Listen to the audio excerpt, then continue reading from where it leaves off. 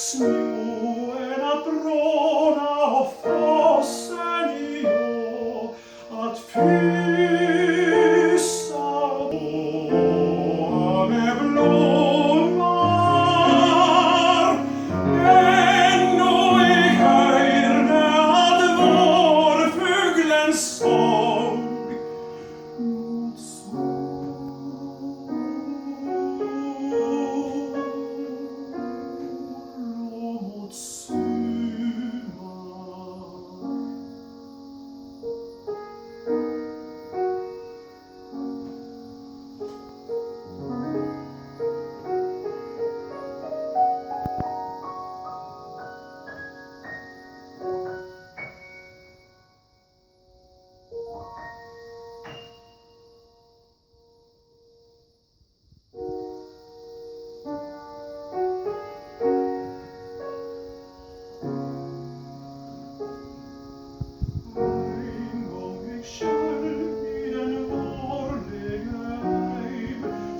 mot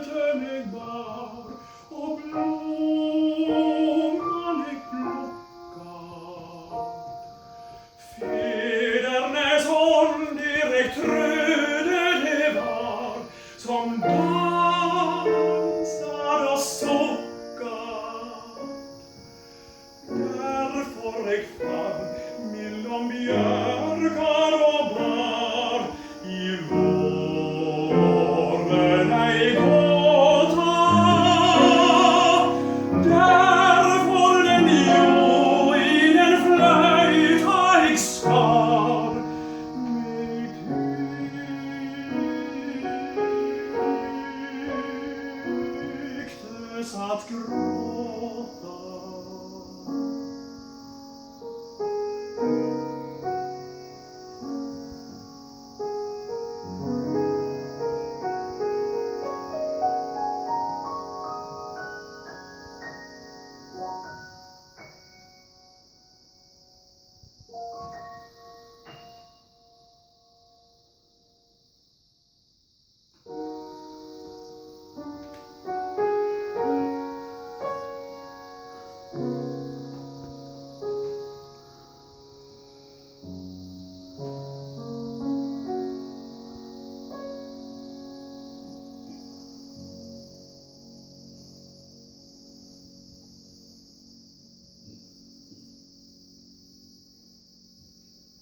Ikke et av de vakreste kvinneportretter i norsk litteratur. I alle fall når det gjelder begynnelsen av eldre kvinner, og de er jo ikke for mange av begynnelsen av kvinnerne. Rett nok er det morsrolla som blir løftet fram. Noen annen kvalitet som var verd å hylles har vel tradisjonelt ikke eldre kvinner hatt. Likevel er det også noen uvanlige kvaliteter ved mor som der blir framhevet. Han takker etter tradisjonelt mønster mora for å ha tørka tårer av mitt kinn, og for å ha gitt han min mjuke hjerterot. Du gamle mor, du sliter arm, og svetten er som blod.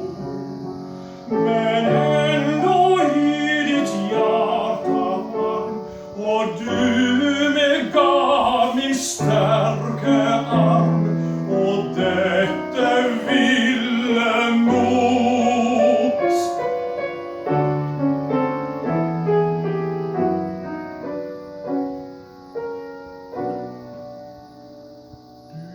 tørka tårer av mitt kinn, som mange en Herrens gång, og kysste meg som gutten din, og bles meg ut i barmen inn, min sigerfulle sång.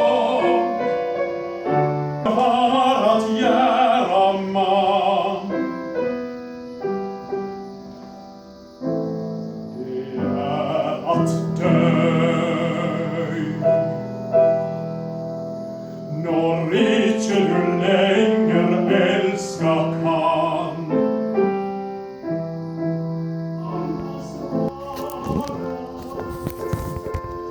Og gulvig på snå som før det lå,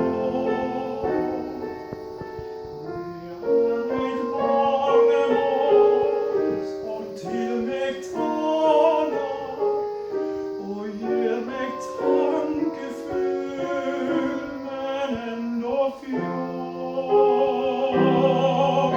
Med ungdomsminner den tala blandar, det strøymer på meg så jeg knapt kan anda.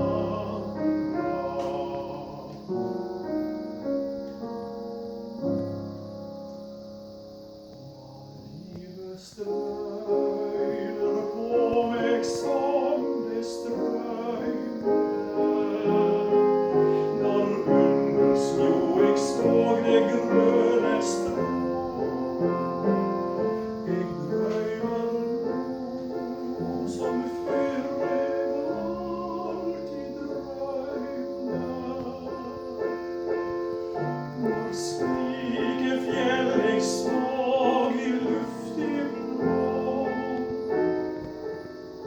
Jeg gløymer dagsens strid som før jeg gløymer, når jeg mot kvelda sol eit glimt fekk sjå.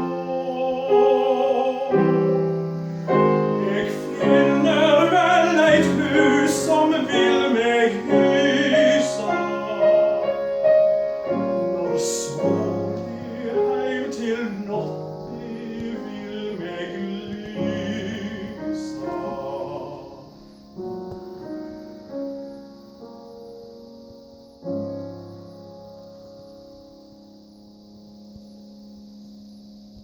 Auga bjart, kjem han vel til deg snart, femnande i ein fart. Livet er rik i ros og det ringast, du ser mot ei draumfullt land, men hjarta må roleg i bringa tvingas med heile sin